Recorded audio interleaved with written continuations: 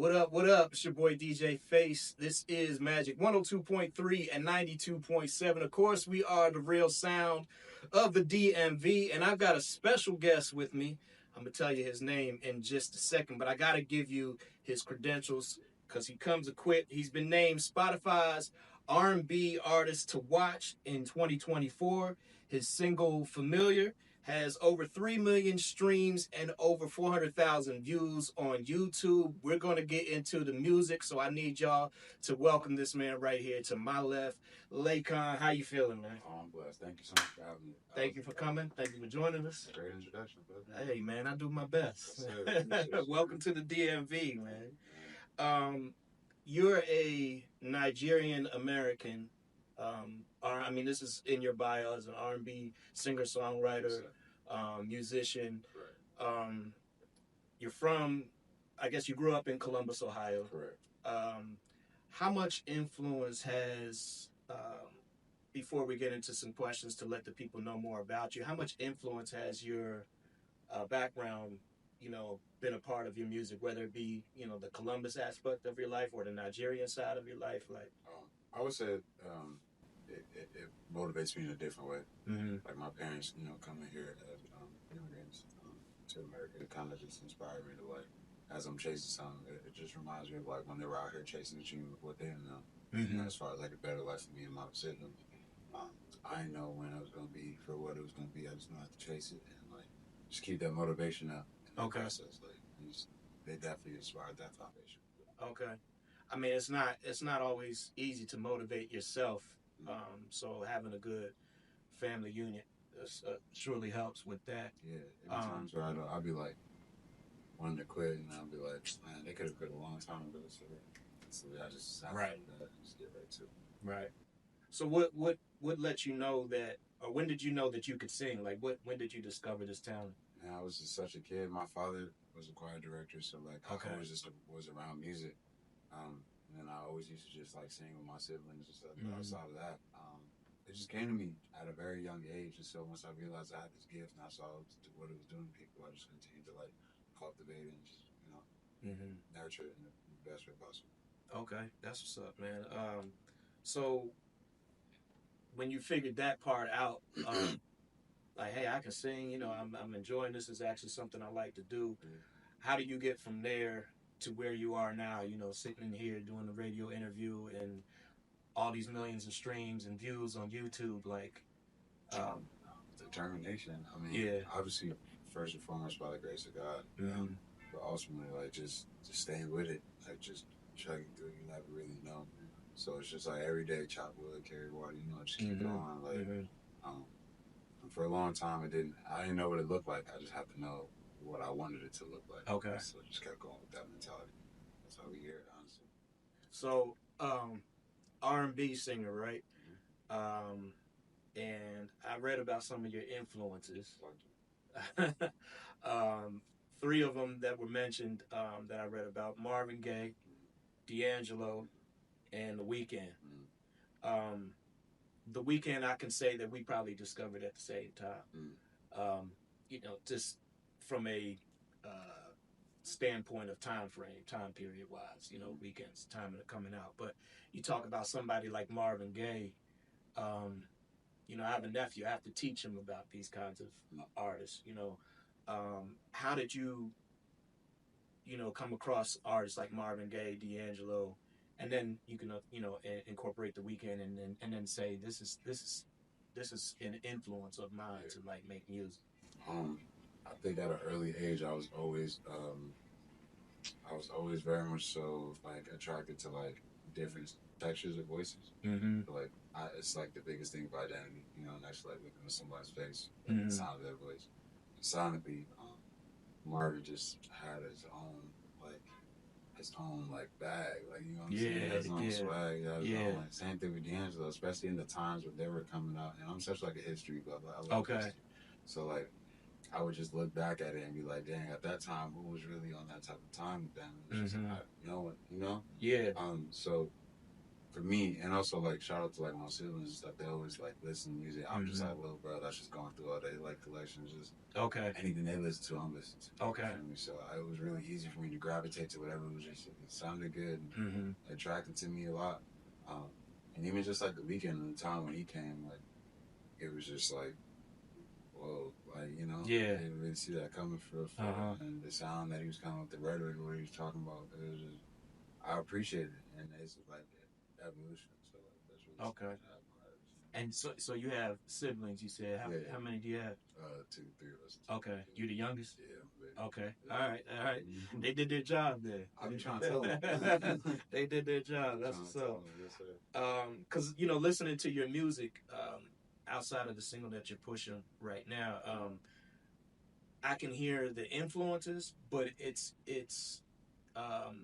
unique in a way that I can't say that you sound like any of them. You have your own sound, but I can hear the influence.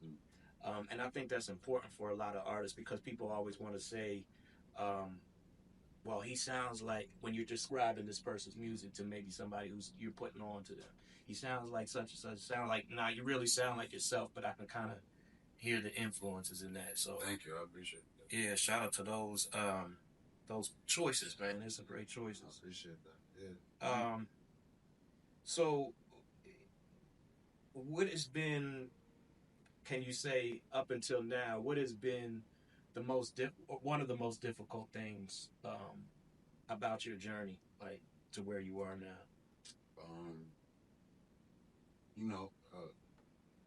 Sacrifice. Mm-hmm. You got it. In order to get something, you got to get it.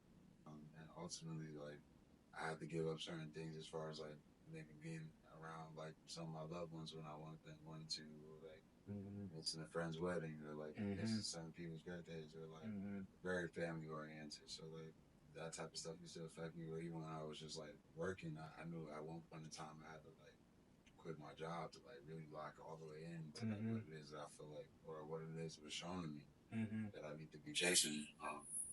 And it could just look dark, especially if you look at it from like a cultural standpoint. Like, the chase of bad concept or everything, that whole like statement of what you should be doing. You almost gotta block all that noise, and it's just not as easy some days. Just the reality, like to be a creative, you gotta really push through. So I mean, that was difficult, but like I just knew it came with it. Yeah, so I had no choice but to like accept it or just like or go a different route. But there was no other route that fulfilled me anymore. So right. So, yeah. I mean, sitting here talking to you, I can feel the energy of, the passion that you have for this music that you're doing. But it's not easy as, someone who took a leap of faith themselves and quit the job and went full time with the music. I was, working some retail jobs, and I've always been a DJ, like since I was 12 years old. And I couldn't quite figure out how to make that full time until I, came to a point where I said, I have to make that decision to leave this job, and that'll force me to go all in and really discover what's inside of me to keep going. So I know that's not an easy choice, and then ultimately landing me here as at the radio station. But this is about you right now. So nah, I'm like, come on, don't do that. Let me tell you something right now, bro. I feel like there's a reason. Like, I don't think there's no such thing as like an accident. All design. So like, true. Like to be convenient right now, I have a conversation with you. Yeah. It's not just about you. You are like I'm of service as much as you are, bro. So like, I appreciate that as well, bro. Your story is very much so important to be able to know that everything that you've done in your life and everything I've done in my life has aligned us to this right moment. Right. So I don't take that lightly. Okay, I appreciate that. I respect it too.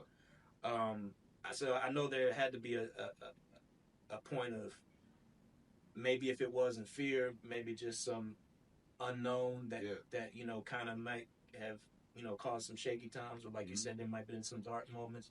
How did you push through, knowing that I can't go back to this safety net? Like, I got to keep charging forward to see what this is going to be like. I have a real strong tribe. I have a real community. I think that's stuff you're not supposed to do by yourself. Right. So I think I'm grateful for the people that have been in my life that have spoken life into me, that have helped me at the moments where I was just like really down. But ultimately, by the grace of God, like that was like my saving grace, like to really understand and have the concept of just like faith in something that I didn't see, but I could see. You know, it's just like I didn't know what was going to happen. I always knew it was going to happen. I just don't know when it was going to happen. Right. What was going to happen with it. What was going to happen. But I was determined to like see it through for what I know was supposed to happen. Okay. So, I wanted to, I think that question was about a difficult like part of your journey. Yeah. What has been on the flip side, one of the most joyful parts of your journey? I mean, what it could be, a song that you wrote, it could be a performance, it could be, meeting a fan or something. What has touched you to the point where it's like this is why I'm doing this. So many things, man. That's the reason why I keep pushing through, literally, because those outweigh the bad. Of course, it may not be as common as the bad sometimes, but it is way more powerful when you see someone come up to you and like, bro, that song really did something to me. Yeah. You didn't know that it was gonna reach someone in that moment, or when you meet or you're around your peers and they show you respect for like what you're doing, or you meet your legends, and it's just like that's not happening unless you kept doing what you're doing. I have a lot of babies in my life. Like I don't have kids, but like I got a lot of like homies with kids. I'm godfather, nieces, nephews, and to show them that this is a possibility. Right. Because we never had an option. I never had a real example. It was like a first generation Nigerian American, or even just a black man in America, especially coming from like Columbus, Ohio. We don't have a lot of examples of this. Just to see that this source of inspiration that I'm being used to showing so many different people. There's no telling who's going to reach, especially in the younger generation, and even the older generation above me, where like they could be inspired too. You can learn from anybody, but of course, also it's like, man, it's that stuff outweighs. And then performing, that's my saving ground with giving it to the world, showing them, and then they're just eating it up. It's just like, like that's special. You keep saying it's crazy. I don't like it. I told him stop saying that. No, it's not crazy. It's on point. Yeah. No, I like that. I like how you flip that, because when things are supposed to be, they're supposed to be. Yes, it is. So it kind of sounds to me like, because I was also interested in that personally. Like, do you prefer, studio sessions more, or like live performances more? But it sounds like you live for that live performance moment. Studio's fun though. Yeah, studio's fun. Okay. Studio's fun. Okay. I can't lie, but like, yeah. I have so much You heard fun. it. Yeah. Sure. So a little bit about your process. Like, you say the studio is fun. Do you prefer to, like, what is your writing and song creation process like? Do you have to hear the music first, or do you write and then apply the music to it and then record? Like, what goes on in a typical session? I give myself permission to try whatever type of way. Obviously, everybody has their own formula. Like, I might go, like, I'll hear a beat and then the melody just might come to me, and I might lay a melody down and the words come. Or, like, I already have words before I come to the studio, or I have a concept that I'm going through in life. Or I had a homie, I'm talking to him, he's going through life. I'm like, dang, I should write a song about that. And I'll go into the studio intentionally, like, yo, it has to be about this, and do this tempo, and I need this key. Like, it could be so many different variables that make it, but like I just give myself the permission to create however way I want to create. That's incredible, man. That's a wonderful thing to be able to do internally. Yeah. So you say that that's part of the creation process, but where are you drawing your inspiration from? Like you said, you might, a homie might have done something and you just can interpret that into a story. But is it just living life that causes that? Yes. Yeah. Period on that. Yeah. Just live, bro. Yeah. Just give yourself the opportunity to feel, to process, and to then like express. Like I'll do a lot of internal, like I'll journal, I'll meditate. I like nature, so that's really important. Okay. But like, just give myself that chance to be able to, like, you feel me? Like, my friends might not even give me permission to use that story for a song, but Like, I'm finna use that right, for a song. Right. Or like, you know, a shorty I just had a conversation with, and it's just like, I don't feel like you make sense right now. So let me put that in a song. Yeah. How I feel, I mean, because sometimes I may not be able to express it to you, but like how you kind of got me outside some messed up right now. But like I'll put it on the record, and then I'll be like, yeah, see, this is how you have me messed up for. Yeah. Sometimes it be clutch. Right. So are you a, and this could be studio or live performances, are you a perfectionist when it comes to what you do, or are you more free flowing? I free flow for sure, but I need to get it off. Like if I don't get it off, like I'm gonna get frustrated because it goes quick. Okay. So I'm like, bro, like I need to get it off. So like my flow, if it has to be like, and also I've been working by myself for so long. So like before I start working with anybody, or like even someone that I grew up with, like he obviously understands me. You know, so these new spaces when I'm working with people, like I have grace, but like I gotta get it off. Yeah. Relay the message, and if I miss it, I'm like, I'll be tired. Yeah. So you needed to move a little bit quick. I got you. Do you have any, like if you could work with anybody, dream features? Yes. You can name me one or two, or two or however. 5 or 7. You're 5 or 7, right? It's bucket list. Pharrell's up there. Pharrell, okay. Jasmine Sullivan's up there. Man. Her. If I could get anything with Stevie Wonder. Oh man, come on, that's the God. Right, yeah. Still. Yeah. Beyonce, that's definitely on my bucket list, hands down. And if you gotta go on that other side, Jay-Z, 50 Cent, one of my favorites. The first album I ever had in my life, Kid Rich or Die Trying. Oh really? Okay. Alright. That always has a special place in my heart. But J. Cole, I love hip hop. Okay. They definitely crafted me, and just like, you know, how I move as a black man, like learn a lot. Do that type of stuff. But like, yeah. That's a heavy hitter list right there. That keep going. Billie Eilish, James Blake. Okay. Man, we could take it there. I'm a real fan of music.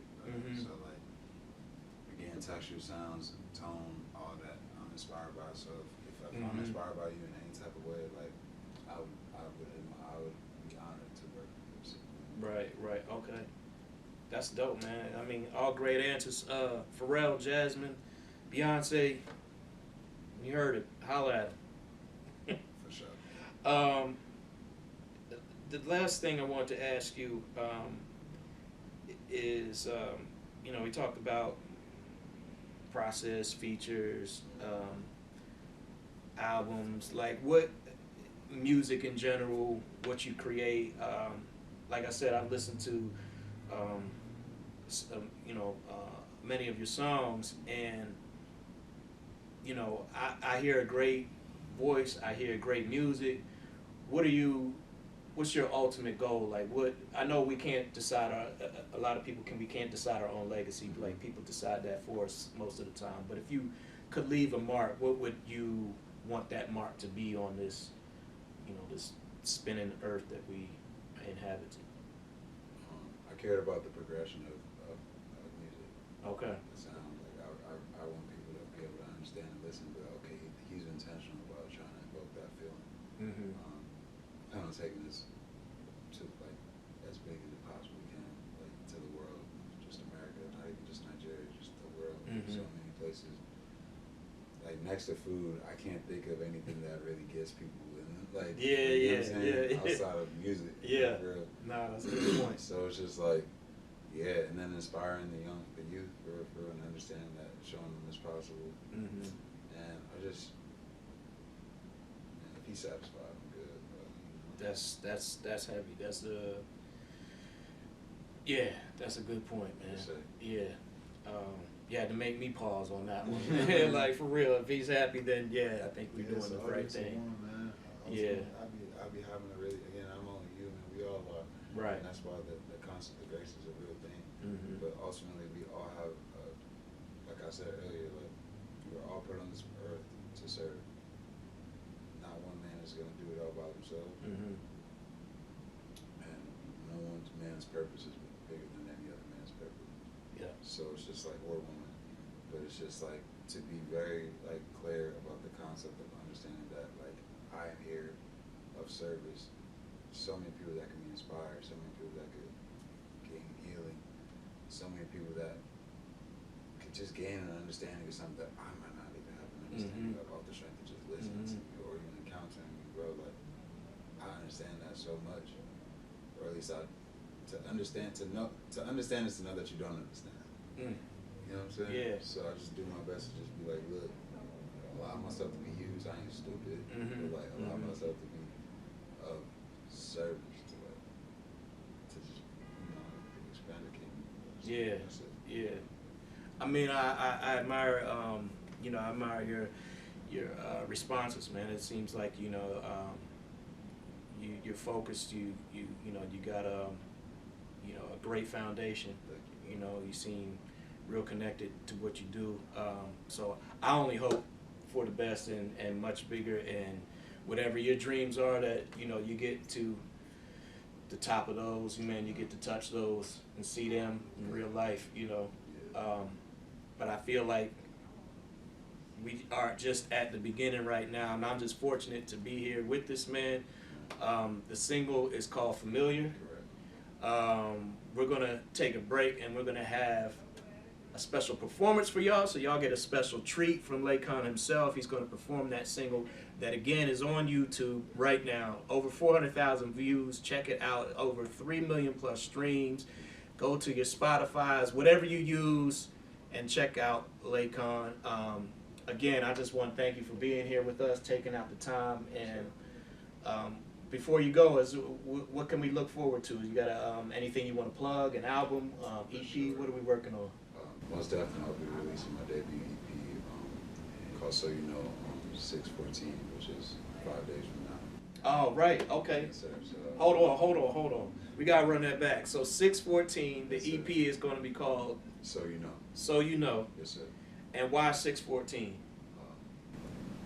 Man, ironically, I'm from Columbus, Ohio, so the area code of Columbus, Ohio is 614. So it happened to fall on a Friday this year, and oh man, it was just screaming destiny. Yeah, that's meant to be. I couldn't not take it. You know what I'm saying? So like, ultimately, man, I'll also be back in my city performing that day that I released it, which is also gonna be really special for me.